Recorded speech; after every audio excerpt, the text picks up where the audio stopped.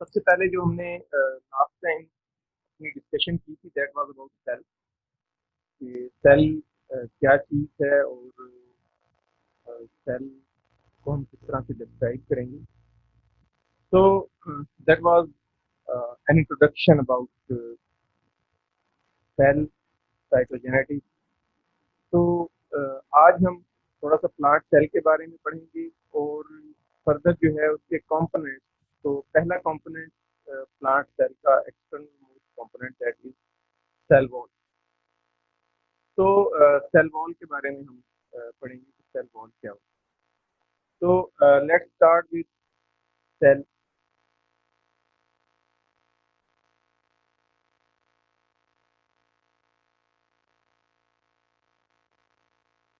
तो first of all हम देखते हैं कि ओवरऑल जितने भी ऑर्गेनिजम्स हैं all the organisms are made up of cell.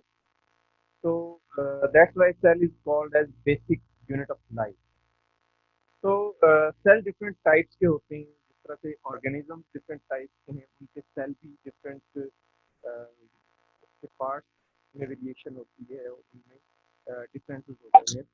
तो there are animal cells, plant cells, and some prokaryotic cells like bacteria or fungi, some other types of organisms are there. तो हमने यहाँ example के तौर पे typical sales जो हैं वो ड्रॉ की हैं यहाँ पे। तो उनमें एनिमल सेल्स हैं, प्लांट सेल्स और बैक्टीरियल सेल्स। तो सबसे पहले आप देखें यहाँ बैक्टीरियल सेल को। तो bacterial cell that is simple most cell and it only has cell wall, plasma membrane, and DNA. There is no true nucleus in it. So ribosomes are inside cytoplasm. There is no further organelle inside the cell. इस एक मखसूस reason है यहाँ पे जहाँ पे इसका DNA मौजूद है, लेकिन कोई ट्रू मेम्ब्रेन मौजूद नहीं है। तो ये इस तरह का जो ऑर्गेनिज्म की बैक्टीरियल सेल है इसे हम प्रोकैरियोटिक सेल कहते हैं, जिसके अंदर ट्रू मेम्ब्रेन बाउंड ऑर्गेनेल्स और मेम्ब्रेन बाउंड न्यूक्लियस मौजूद नहीं होता। तो this is called as prokaryotic cell. उसके बाद यहाँ आप देखें कि ये एक एनिमल सेल है। एनिमल सेल में सबसे एक्सटर्नल जो पोर्शन है that is exterior most part of the cell is cell membrane. ये एक प्लाज्मा मेम्ब्रेन है। उसके बाद इसके अंदर बहुत सारे डिफरेंट आप देख रहे हैं कि ऑर्गेनल्स मौजूद हैं। बहुत से डिफरेंट ऑर्गेनल्स हैं इसके अंदर। एक बाकायदा से एक नेटवर्क होता है माइक्रोफाइब्रिल्स का, जिसे हम साइटोस्केलेटन कहते हैं, माइक्रोट्यूब्यूल से बना हुआ। और इसी तरह से इसके अंदर और बहुत सारे ऑर्गेनल्स मौजूद हैं। कुछ के हम यहाँ पे नेम डिस्कस करते हैं, उनको हमने लेटर ऑन डिटेल से डिस्कस भी करना है। तो माइटोकॉन्ड्रिया है, इसके अंदर राइबोसोम्स हैं, गोल्गी अपैरेटस है और इस तरह के बहुत सारे ऑर्गेनल्स हैं, Golgi complex, endoplasmic reticulum and many other. उसके साथ इसकी जो स्पेशलिटी है, because this is a eukaryotic cell, तो इसमें membrane bound organelle like Golgi complex, mitochondria, endoplasmic reticulum, इसके साथ साथ इसमें न्यूक्लियस भी मौजूद है। Nucleus is a place where the cell controls its function. और वहाँ पे जो मेजर कंपोनेंट है दैट इज क्रोमोसोम या DNA chromatin material that is actually controlling the functions of whole animal or particularly a cell. So इसी तरह से और बहुत सारे इसके पार्ट्स हैं लाइक वेसिकल इसके अंदर मौजूद है। तो ये एक टिपिकल एनिमल सेल। इसके साथ एक प्लांट सेल यहाँ पे ड्रॉ किया हुआ है, उसे आप देख सकते हैं। तो प्लांट सेल में और एनिमल सेल में जो पहला डिफरेंस है बाहर से जो स्टार्ट होता है दैट इज सेल वॉल। तो सेल वॉल एनिमल्स में नहीं होती, बैक्टीरिया में मौजूद होती है cell wall, but that is a bit different from plant cell wall. So cell wall में मौजूद है, प्लांट में, एनिमल्स में दैट इज एब्सेंट. उसके बाद सेल मेम्ब्रेन है. सेल मेम्ब्रेन प्लांट्स और एनिमल्स दोनों में पाई जाती है. उसके बाद mitochondria. Mitochondria is present in both plants and animals. इसी तरह से endoplasmic reticulum, Golgi complex, nuclear membrane, chromatin material, ये सारे के सारे एनिमल्स और प्लांट सेल्स में पाए जाते हैं. लेकिन यहाँ पे क्लोरोप्लास्ट प्लांट सेल्स में पाया जाता है, जो कि एनिमल्स में नहीं होता. Chloroplast is actually an an organelle that makes plant cell plant cell to self sufficient. इसकी वजह से प्लांट सेल अपने फूड को खुद प्रोड्यूस करता है. तो ये प्लांट सेल को self sufficient energy producing organism में कन्वर्ट करता है. That is chloroplast. तो क्लोरोप्लास्ट एनिमल्स में मौजूद नहीं होते. इसके साथ एनिमल सेल्स में स्मॉल वैक्यूल्स मौजूद होते हैं, जबकि प्लांट सेल में एक लार्ज सेंट्रल वैक्यूल मौजूद होता है, जो कि इसका एक कैरेक्टरिस्टिक फीचर है. तो जो लार्ज सेंट्रल वैक्यूल, उसकी जो मेम्ब्रेन है that is called as tonoplast membrane या टोनोप्लास्ट. उसके अलावा लाइजोसोम और इस तरह की बहुत सारी चीजें ये एनिमल्स और प्लांट सेल में दोनों में मौजूद होती. तो मेजर जो डिफरेंसेस होंगे प्लांट और एनिमल सेल में, those are the presence of cell wall, presence of chloroplast, presence of central vacuole, and these three things are present in plant cells but absent in animal cells. Okay, so moving forward, we take a look of typical plant cell. So plant cell के parts को अगर हम देखें, वो हम पहले भी discuss कर चुके हैं. तो आउटर मोस्ट मेम्ब्रेन, जो आउटर मोस्ट कवरिंग है, आउटर मोस्ट लेयर है, दैट इज सेल वॉल. तो सेल वॉल की डिफरेंट टाइप्स हैं जो आगे जाके हम डिटेल से पढ़ेंगे. इसमें middle lamella and primary cell wall and then secondary cell wall. तो मेजर जो layers of cell wall है, these are 3 in number mostly, and in some higher plants there are 4 layers. The fourth one is tertiary cell wall. So most of the plants contains only 3: primary, secondary and middle lamella. इसके अलावा plant के जितने भी cell के parts हैं वो यहाँ पे ड्रॉ किए हुए हैं, तो आप देख सकते हैं. इसमें न्यूक्लियर मेम्ब्रेन, न्यूक्लियस, उसके अलावा क्रोमेटिन मटेरियल, ये पूरा एक न्यूक्लियस डेवलप होता है. उसके बाद राइबोसोम्स मौजूद हैं. Ribosomes are present in cytoplasm as well as they are attached with rough endoplasmic reticulum. Likewise, there is an endoplasmic reticulum without the attachment of ribosomes, that is called as smooth endoplasmic reticulum. Then there is mitochondria, chloroplast, Golgi apparatus or Golgi bodies. Then there is a large central vacuole or containing a layer that is called as tonoplast, and proxysomes are there. तो ये major parts हैं cell के. जिस तरह animal cell में एक structure होता है इनसाइड द सेल, जो इसकी कंपार्टमेंटलाइजेशन करता है और हर ऑर्गेनल को उसकी प्लेस पे रखता है, that is called as cytoskeleton. वो साइटोस्केलेटन प्लांट सेल में भी मौजूद होता है.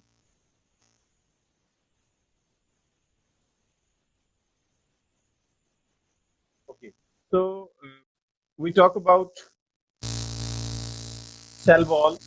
So cell wall is actually the outermost layer of plant cell.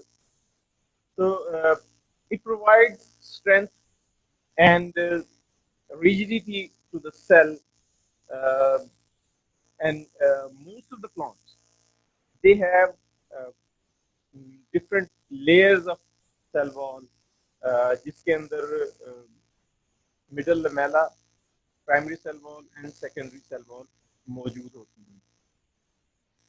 इसके अंदर सेल वॉल में कुछ सुराख मौजूद होते हैं जिन्हें पिट्स कहा जाता है। These are thinner portions of the cell wall involved in movement of fluid, exchange of fluid between neighboring cells, adjacent cells. तो जो adjacent cells हैं, करीब के cells हैं, उनमें fluid की movement को कंट्रोल करने के लिए और उसे अलाउ करने के लिए जो सुराख पाए जाते हैं उन्हें पिट्स कहा जाता है। ये सेल वॉल के अंदर मौजूद होते हैं। तो सबसे पहले जो क्रिएट होती है cell wall, that is called as middle lamella, and this actually cements to primary walls of adjacent cells, यानी कि दो सेल्स के दरमियान में जो सबसे पहले क्रिएट होने वाली वॉल है, दैट इज मिडल लमेला, और उसके अंदर वाली साइड पे दोनों साइडों पे दोनों सेल्स में प्राइमरी सेल वॉल क्रिएट होती है। तो इसका मतलब ये है कि दोनों सेल्स में जो सबसे बाहर चीज होगी दैट इज मिडल लमेला। तो यानी कि ये दोनों प्राइमरी सेल वॉल को कंबाइन करेगी। मिडल लमेला मोस्टली लिग्निन से बनी होती है, और लिग्निन जो है वो सॉरी पैक्टिन से बनी होती है, लेकिन कुछ जब ओल्डर ट्रीज होते हैं, जो ओल्डर प्लांट्स होते हैं, उनमें लिग्निन पाई जाती है। Lignin is relatively rigid material while pectin is a soft material. So middle lamella is a softer cell wall that is present in between the primary cell wall of two cells. तो अगर हम understand करना चाहें कि cell wall primary और secondary किस तरह से एग्जिस्ट करती हैं, तो ये पिक्चर आपको बड़े अच्छे तरीके से समझा देगी कि यहाँ पे आप देखें ये तीन सेल्स मौजूद हैं, इनके दरमियान में, इन तीनों के दरमियान में जो कनेक्टिंग पोर्शन है that is middle Lamela. Middle Lamela के बाद जो दरमियान में एक ब्राउनिश सा यानी लाइट ब्राउन जो वॉल बनी हुई है that is primary cell wall. Primary cell wall, and then inside that primary cell wall there is secondary cell wall. Secondary cell wall के बाद फिर प्राइमरी प्लाज्मा मेम्ब्रेन मौजूद है। तो दो सेल्स के दरमियान में जो फ्लूइड की एक्सचेंज के लिए जो कट्स या जो पोर्शंस बने हुए हैं दोज आर स्पिट्स। तो उसके थ्रू, बिकॉज सेल वॉल जो है वो पोरस नहीं होती, वो सेल मेम्ब्रेन की तरह परमिएबल नहीं होती, तो उसके अंदर जो पोर्शंस ऐसे स्पेशल बने हुए हैं, खाने से बने हुए हैं, स्पेशल सुराख बने हुए हैं जहाँ से फ्लूइड मूव करता है, एक्सचेंज ऑफ फ्लूइड्स होती है या एक्सचेंज ऑफ हार्मोन या जो भी मैसेज अगर कन्वे होना है किसी हार्मोन के जरिए या किसी भी फ्लूइड की एक्सचेंज होनी है, वाटर की एक्सचेंज होनी है, सिक्रेशंस की एक्सचेंज होनी है, all these things are exchanged through these pits. So these pits are present across the membrane. बहुत सी मुख्तलिफ जगहों पे सेल वॉल के अंदर ये मौजूद होते हैं। यहाँ पे जो लेफ्ट साइड पे पिक्चर दी गई है उसमें भी कुछ यही समझाने की कोशिश की है कि प्राइमरी सेल वॉल है, उसके बाद सेकेंडरी सेल वॉल है। सेकेंडरी सेल वॉल डिफरेंट इसकी लेयर्स फर्दर हो सकती हैं, single layer, double layer, triple layer. तो ये सेकेंडरी वॉल थिक होती रहती है जैसे जैसे इसके अंदर मटेरियल डिपॉजिट होता रहता है, सेकेंडरी सेल वॉल थिक होती रहती है और हार्डन होती रहती है। Okay. So this is also a diagram that shows the presence of middle lamella, primary cell wall, and plasma membrane. So different parts हैं. This is a molecular structure of cell wall of a plant. So the middle lamella, primary cell wall, and then plasma membrane. So middle lamella is mostly made up of pectin. Then there is primary cell wall. Primary cell wall is made up of cellulose microfibrils, और उसके अंदर pectin जो है वो embedded होता है. Hemy cellulose के fibrils भी इसके अंदर मौजूद होते हैं. Cellulose make it relatively rigid than middle lamella. तो मिडल लेमेला बिल्कुल एक लेस रिजिड टाइप की सेल वॉल होती है, और जैसे जैसे प्राइमरी सेल वॉल क्रिएट होती जाती है, तो primary cell wall because it contains cellulose microfibrils and hemicellulose. So hemicellulose and cellulose make a structure जिसके अंदर जिस तरह से अगर आप कोई स्ट्रक्चर बनाते हैं, आपने कभी देखा होगा कोई स्ट्रक्चर अगर आयरन बार्स का, तो आयरन बार का एक स्ट्रक्चर बनाते हैं, उसके अंदर फिर कंक्रीट की फिलिंग करते हैं. तो इस तरह से ये स्ट्रक्चर बना होता है bars of cellulose microfibrils and hemicellulose. तो इनका स्ट्रक्चर नेटवर्क एक बन के उसके अंदर सॉल्युबल प्रोटीन्स, पैक्टिन्स, ये इसके अंदर डिपॉजिटेड होती हैं प्राइमरी सेल वॉल के अंदर.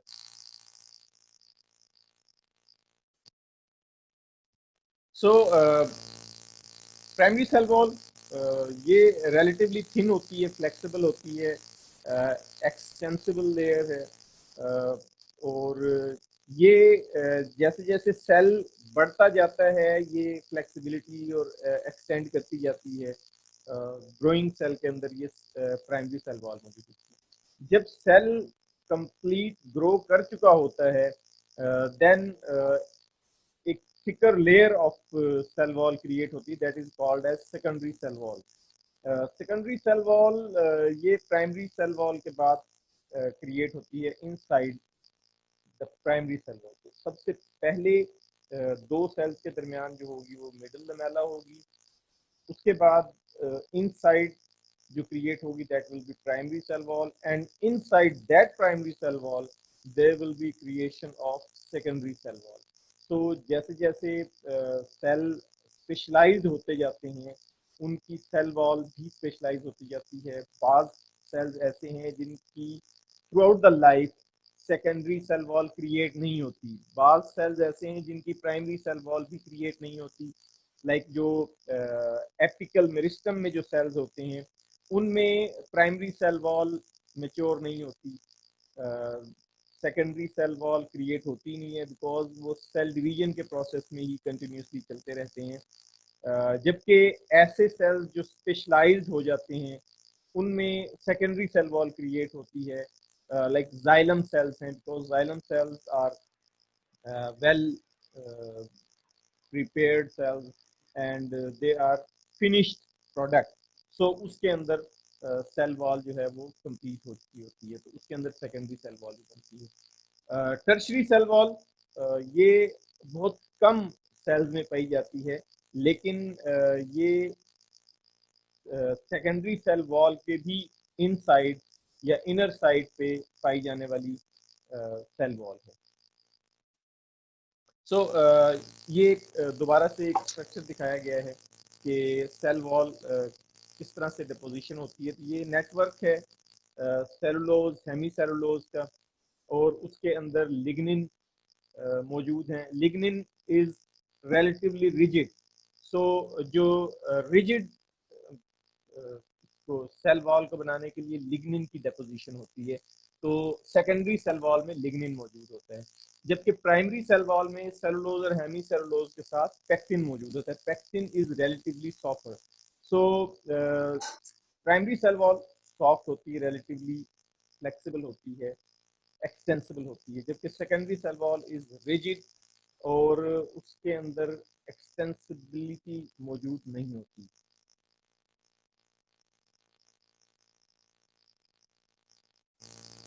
ओके जी. So talking about composition of cell wall. So primary cell wall उसके अंदर मेजर कंपोनेंट कार्बोहाइड्रेट्स हैं, जिसमें सेलुलोज, हेमी सेलुलोज और पैक्टिन मौजूद है। ये कार्बोहाइड्रेट्स डिफरेंट टाइप्स हैं। और मोस्ट कॉमन हेमी सेलुलोज जो प्राइमरी सेल वॉल में पाया जाता है, that is called as xyloglucan. Xyloglucan सबसे ज़्यादा मिकदार में पाया जाता है। उसके बाद जो outer part of primary cell wall, epidermis, is usually contains cutin and wax, uh, forming a permeability barrier known as plant cuticle. So जो आउटर मोस्ट लेयर होती है, जैसे हम लीव्स के ऊपर देखते हैं, तो लीव्स के ऊपर क्यूटिन और वैक्स की लेयर होती है। यानी जो लीव्स के एक्सटीरियर सेल्स हैं उनके ऊपर क्यूटिन और वैक्स की लेयर होगी, लेकिन जो उससे अंदर सेल्स हैं उनके अंदर ये मौजूद नहीं होती। तो एपिडर्मल सेल्स जो हैं उनके अंदर क्यूटिकल वैक्स लेयर मौजूद होती है। देन सेकेंडरी सेल वॉल्स, उसके अंदर सेलुलोज मौजूद होता है, जो कि 35 to 50% portion. Then xylan, a form of hemicellulose. जिस तरह से हमने देखा प्राइमरी सेल वॉल में ज़ाइलोग्लूकेन जो हेमी सेलुलोज की टाइप थी वो मौजूद था, तो इसमें सेकेंडरी सेल वॉल में ज़ाइलेन एक हेमी सेलुलोज की टाइप है वो मौजूद होती है। This is relatively harder than the xyloglucan. और उसी तरह से इसके अंदर कार्बोहाइड्रेट की एक टाइप लिग्निन मौजूद होती है। Lignin is also harder than pectin. So all these things collectively make secondary cell wall more rigid as compared to primary cell wall. Cell wall formation, जैसे कि हम पहले ही बात कर चुके हैं कि सेल वॉल जब फॉर्मेशन होती है, सबसे पहले मिडिल लेमेला क्रिएट होती है। मिडिल लेमेला के बाद उसके इनसाइड जो मैग्नीशियम और कैल्शियम पेक्टेट यानी पैक्टिक एसिड के स्टार्च की डेपोजिशन स्टार्ट होती है दोनों साइडों से। यानी जब सेल डिवाइड होता है तो आपको पता होगा सेल डिवीजन के अंदर सेल वॉल मौजूद नहीं होती सेल्स की।